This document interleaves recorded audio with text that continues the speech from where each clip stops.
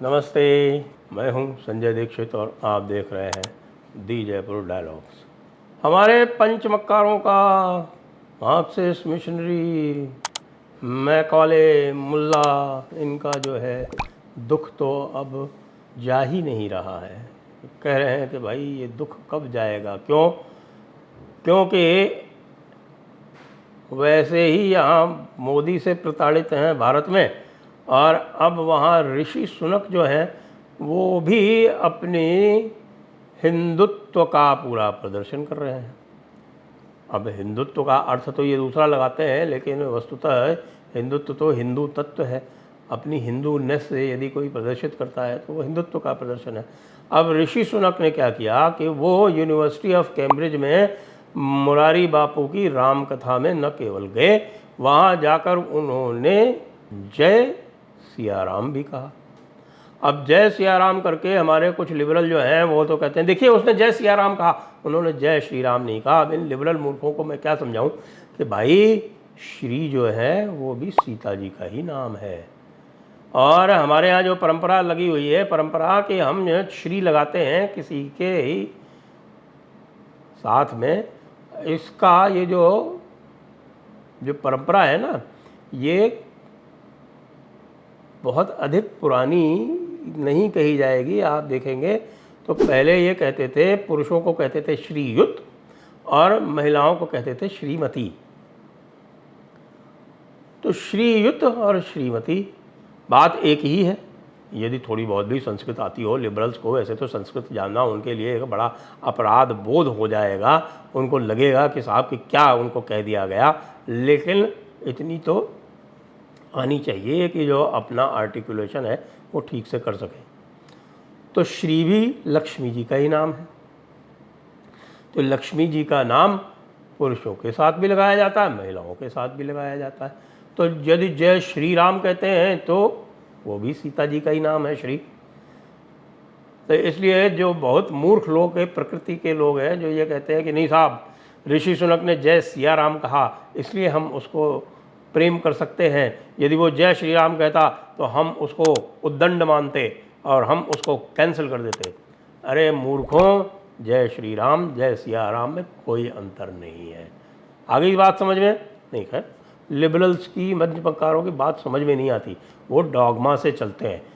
वो तो जितनी बात ये है कि भाई जितनी चाबी भरी राम ने उतना चले खिलौना, तो उनके जिसमें भी गुरु जितना चाबी भर देगा उतना ही चलेगा। खैर कोई बात नहीं, लेकिन जो बात बाद में कही ऋषि सुनक ने, उसके बाद में आके एक छोटा सा संक्षिप्त सा कोई 4-5 मिनट का एक भाषण सा दिया।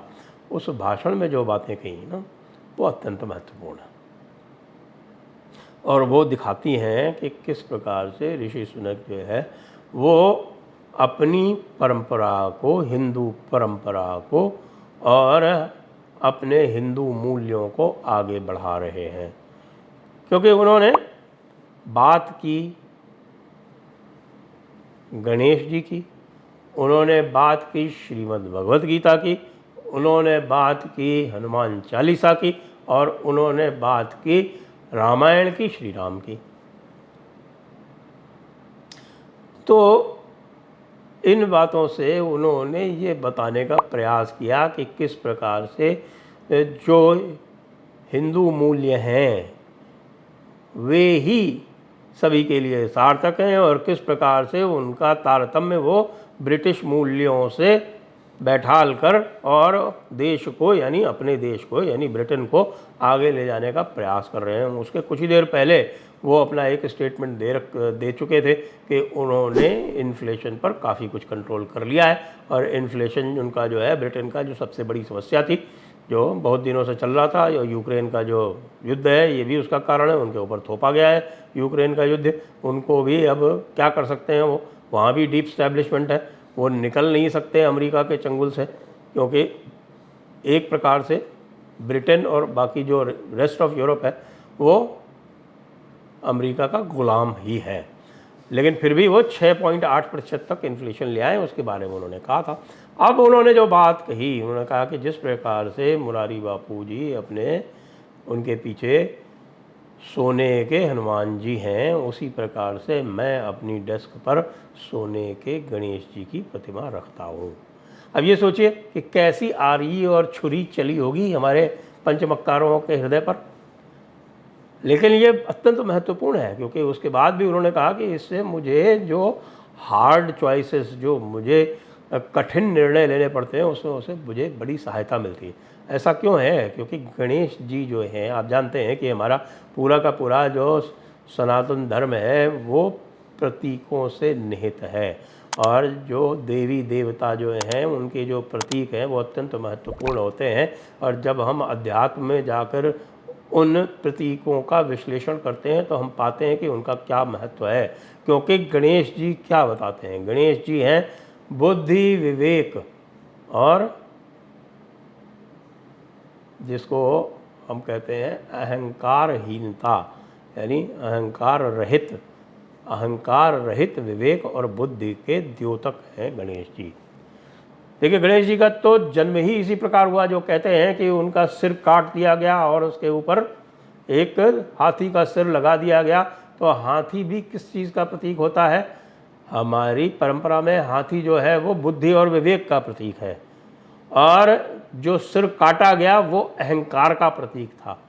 तो गणेश जी की पूजा इसीलिए की जाती है कि जब आप पूजा में जाएं तो आप अपने अहंकार को त्याग कर और विवेक को साथ में लेकर आगे बढ़ें। तो ये काम ऋषि शुनक जी प्रत्येक दिन करते हैं।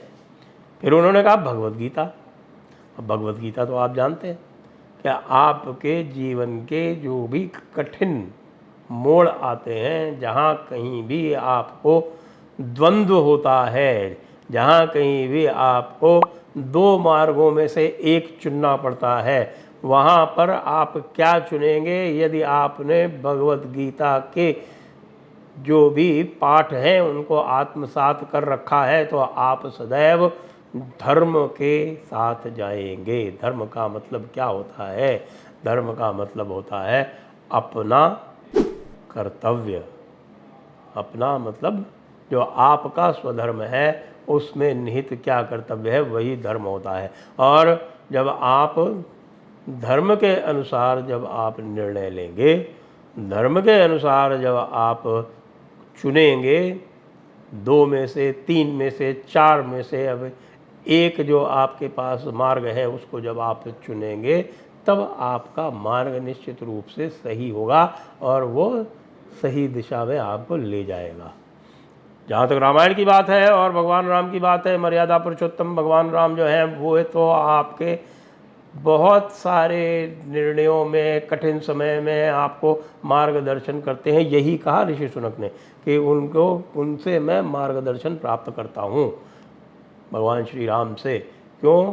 क्योंकि उनमें जो क्षमता थी, जो उन्होंने प्रदर्शन किया, जो उन्होंने एक निर्णयात्मक क्षमता, धैर्य, परिश्रम, एकाग्रता और एक हम कहेंगे कि वीरता का जो प्रदर्शन भगवान राम ने किया, मर्यादा का जो उन्होंने भगवान राम ने प्रदर्शन किया, और साथ में विनम्रता उनकी, वो ऐसा एक सनातन मूल्य है जिसके कारण उनका और उनके उपदेशों का, कह लें, उपदेश तो उन्होंने दिए नहीं, उनके मार्ग का और उनके चरित्र का यहाँ करोड़ों क्यों मैं कहूँ अरबों वासियों के हृदय में निवास है, और वे सब भगवान राम की तरह अपने कर्तव्यों का निर्वहन, अपने कर्तव्यों की पूर्ति करना चाहते हैं। और ये बात ऋषि शुनक ने कही। आप सोचिए, हमारे लिबरल, हमारे मार्क्सिस्ट, लेनिनिस्ट, हमारे तरह तरह के जितने भी हैं, ये इनके क्या हाल हो रहे हैं। और ये हाल देखकर हमें बड़ा अच्छा लगता है। हमें लगता है कि हाँ भाई, ऋषि शुनक जो है वो एक हिंदू के रूप में प्रधानमंत्री बना है, वो उस ब्रिटेन का जिसने हमारे ऊपर 200 वर्ष राज्य किया, हमारी ऐसी तैसी की, हमारे जो मूल्य थे उनका खंडन किया, विखंडन किया, और एक प्रकार से हमें न केवल गुलाम बनाया आर्थिक रूप से, साम्राज्यिक रूप से, अपितु मानसिक रूप से भी बनाया। अब ऋषि सुनक जो हैं वहाँ पर हिंदू प्रधानमंत्री के रूप में बैठे हुए हैं। हमें आप सोच सकते हैं कि कितनी हमारी जो आत्मगौरव की जो भावना है वो कितनी बढ़ी होगी। लेकिन इसको देखकर हमारा आत्मगौरव बढ़ता है और पंचमक्कारों का, मुल्ला मिशनरी मार्क्सिस्ट मैकॉले पुत्र और मीडिया लुटियंस, इनका कितना खून जलता है, इनका जितना भी खून जलता है उसको देख देख कर हमें बड़ी आत्मतृप्ति होती है और हम चाहते रहते हैं कि भाई इनका खून बिल्कुल इतना जल जाए, इतना ख़त्म हो जाए कि इनका स्वतः ही नाश हो जाए। तो इसलिए ऋषि सुनक जी को साधुवाद। जय हिंद, जय भारत, वंदे मातरम।